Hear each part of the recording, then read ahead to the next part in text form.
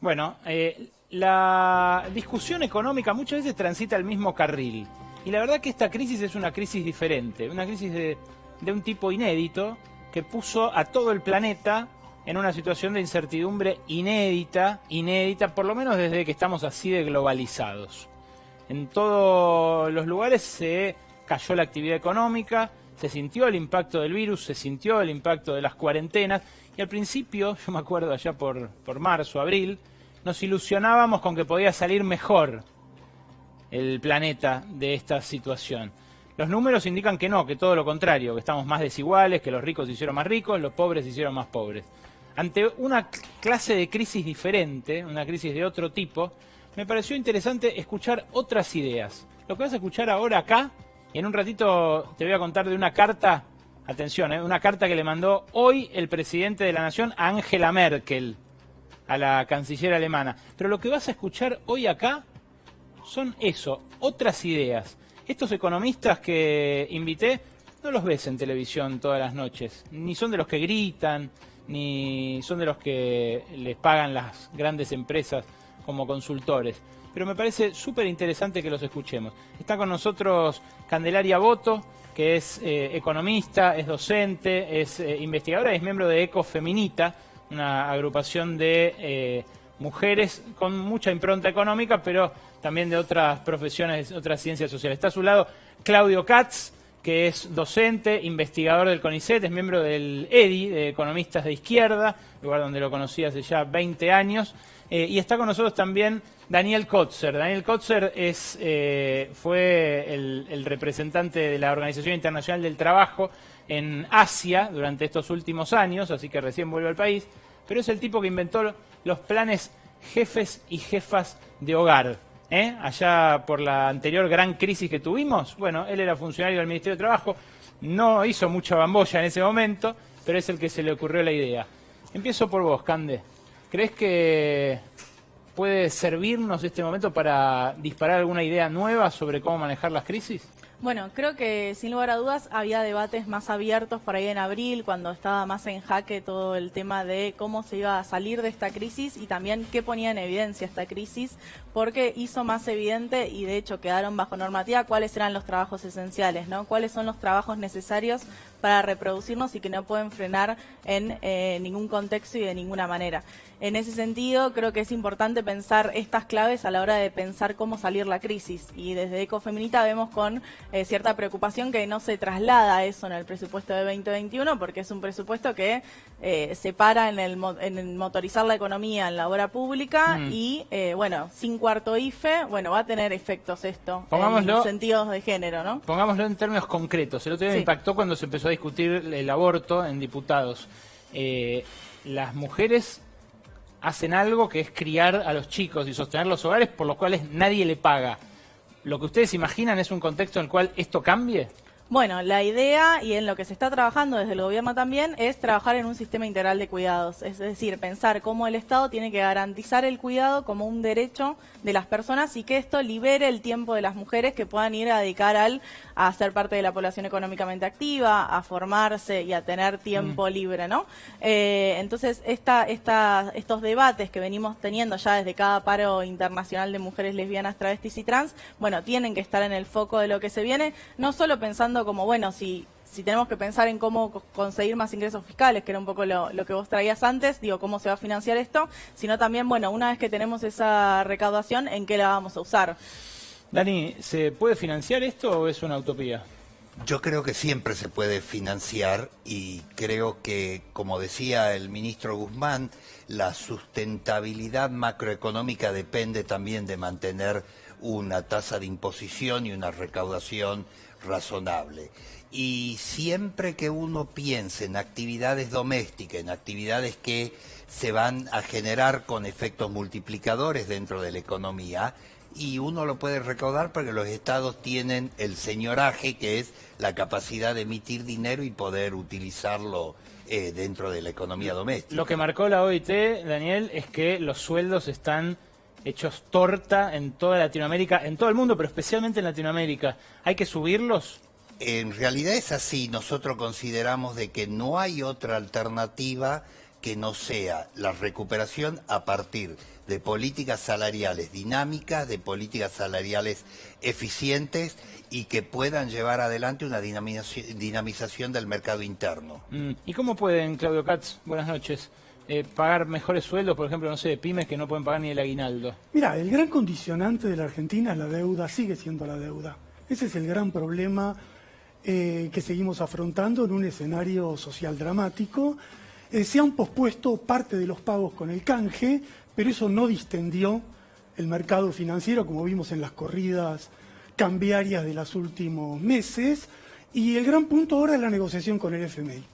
Si vamos a convalidar una deuda que estaba pensada para financiar la reelección de Macri y terminó sirviendo para la fuga de capital, y vamos a legitimar al FMI, que reconoce todas las irregularidades de esa operación, como el acreedor privilegiado, y le vamos a permitir, a cambio de la prórroga de algunos pagos, que quede como el gran auditor de las cuentas argentinas en los próximos años, y cuando cambie el escenario internacional, cuando se pueda de nuevo, volver a los planes de ajuste que el FMI los tiene siempre, o transitamos por otro camino. Y bueno, el otro camino... ¿El otro camino cuál es? Empecemos por el informe del Banco Central.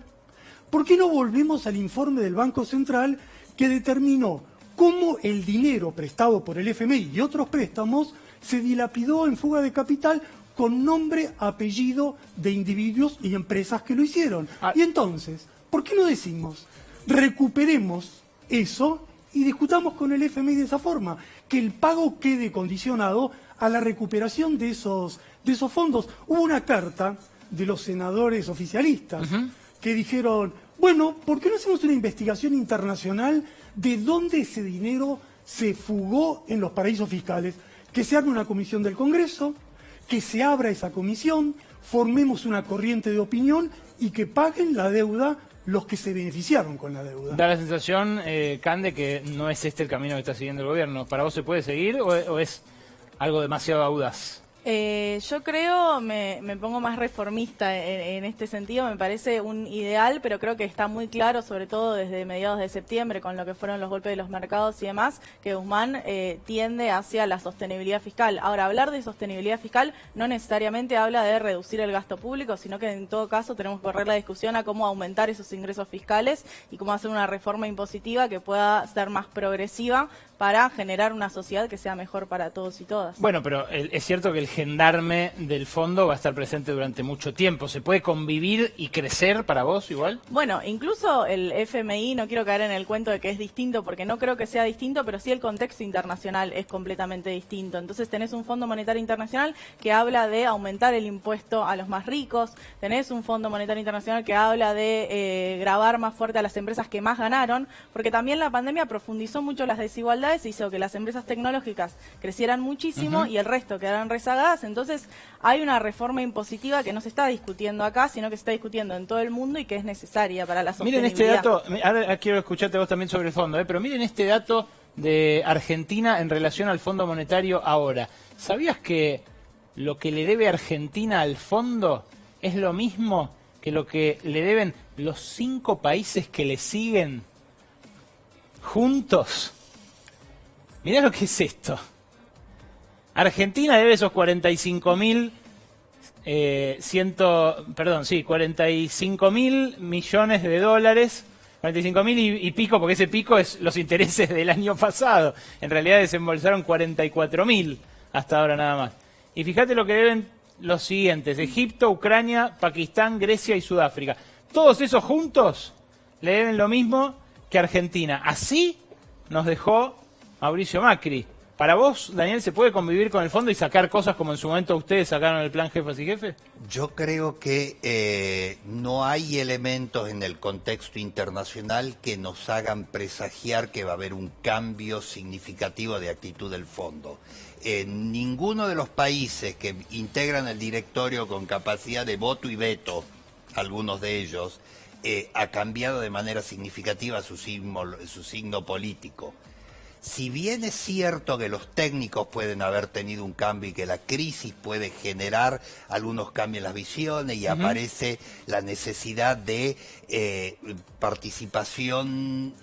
mayor participación de los asalariados en el producto y alternativas de políticas sociales, esos son un poco islas. El tema demográfico geopolítico del fondo no ha cambiado significativamente. Entonces, para vos también hay que romper. No, yo no creo que haya que romper. Yo lo que creo que sí, hay que mantener instancias del diálogo, pues somos parte del fondo, tenemos una silla, participa el directorio y le tengo absoluta confianza a Sergio Chodos, que es el representante, que va a hacer todo lo posible y lo mejor para Argentina, pero creo que hay que mantener una idea de soberanía, en particular en las cosas que hace a la política inmediata y la política social. En el año cuando se implementa el plan jefe, el fondo no estaba de acuerdo y después hablaba del rebote del gato muerto. Recordemos, Ann Kruger era la presidenta del fondo, una señora que se caracteriza por sus posiciones más ortodoxas y duras. Vos decís, se puede hacer igual. Yo creo que sí se puede hacer igual, se debe hacer igual, y creo que están dadas las condiciones en la medida que, por supuesto, haya un consenso político significativo dentro de las propias filas, posiblemente del oficialismo, para poder Bueno, ese es un tema también, Ese es un tema también, las internas en el oficialismo. ¿No nos convertiríamos, Claudio, en un paria internacional rompiendo con el fondo? Pero no es un tema de cómo nos plantamos. Eso es lo que estamos discutiendo. Por eso yo te di el ejemplo de la investigación del Banco Central. Claro. ¿Por qué no usamos lo que tenemos a la hora de discutir y a la hora de generar conciencia colectiva? Porque el fondo nos condiciona. Por ejemplo, el problema que tenemos con los jubilados. Cada vez que los jubilados pueden recuperar algo, viene un cambio en la fórmula y no recuperan. Bueno, ¿por qué no consideramos ahora incorporar al debate de los jubilados que también el ajuste incorpore el tema de la inflación y de esa forma garantizar de que no haya una pérdida de los ingresos de los jubilados? Eso exige ponerse firme y tener en cuenta cuál es el condicionante que nos está orientando para que no sigamos redistribuyendo la pobreza, para que no sigamos financiando las jubilaciones mínimas con un recorte de las jubilaciones medias, para que podamos poner en marcha el país, para que podamos plantarnos con algo que todos estamos conversando acá, con otra política impositiva, algo que podemos hacer si tomamos la decisión. Lo que pasa es que el poder enfrente es muy compacto también. Pongamos de vuelta, Rodo, no la respuesta de Guzmán, aunque sea la pregunta de Roca, para que se vea hasta qué punto hay, bueno, el lobby, lo demostró el lobby contra el impuesto a las grandes fortunas, ya están en marcha los juicios en contra, sin todavía promulgada la ley. O sea, ya hay en marcha una catarata de juicios de esas 12.000 fortunas en contra de este impuesto. Mirá lo que decía Pablo Roca el jueves pasado, es impresionante. No, de tu exposición, que me parece muestra una coherencia en esto, que es el nivel donde se establece el equilibrio de la cuenta fiscal, cioè cuál es el nivel de gasto público que puede soportar un país que quiere crecer y una industria, emprendedores, empresarios que necesitan invertir. Ahí hay un punto donde yo creo que las expectativas miran también cuál es el nivel de carga impositiva sobre activo productivo soportable para poder crecer. Para que la inversión llegue al sueño con el 15%, me gustaría el 20% del GDP, pero cómo se levanta. Ahí hay un tema, si las expectativas, decimos, si hay un plan creíble de contenimiento y ordenamiento del gasto público y para que pueda ser financiado sin desplazar o hacer un crowding out, como decimos, del sector privado. Poco atrás de esta pregunta, disculpame si yo agrego un punto de vista que yo sé compartido por muchos en esta estructura. Bueno, ahí lo ves clarísimo, ¿no? Ahí lo ves clarísimo. Quiero un programa económico que sea como quieren las empresas, que implique un Estado más chico. Él dice, ¿cuál es el nivel de gasto público que tolera un país que quiere crecer en base a inversiones privadas?